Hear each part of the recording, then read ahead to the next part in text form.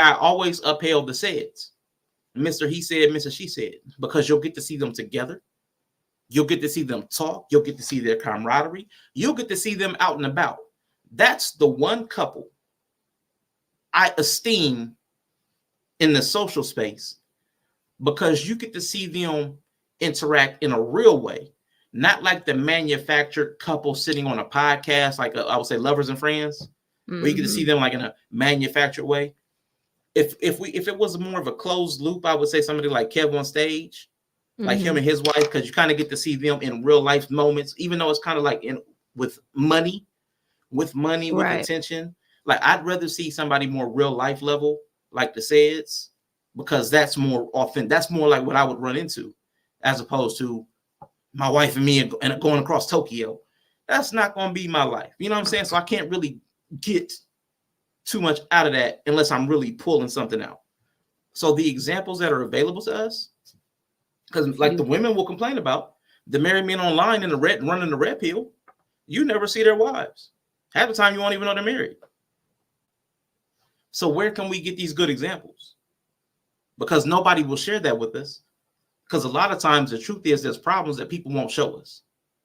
So that's why I really lift up the Saids, because they'll be present.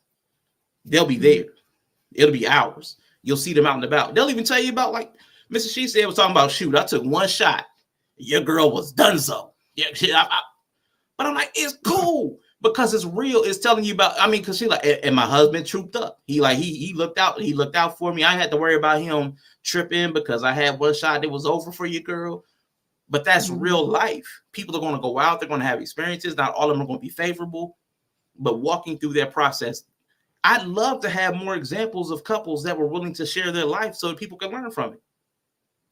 And they get a lot of times rejected because of their, I would say, their verbiage or their temperament. So they'll get rejected. Well, they talk too strong for me. They're talking too strong.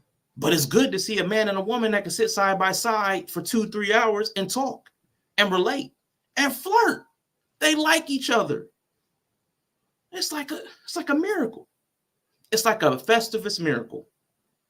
A black man and a black woman sharing space that like each other. So it's hard to find good examples because people won't share their real life experiences.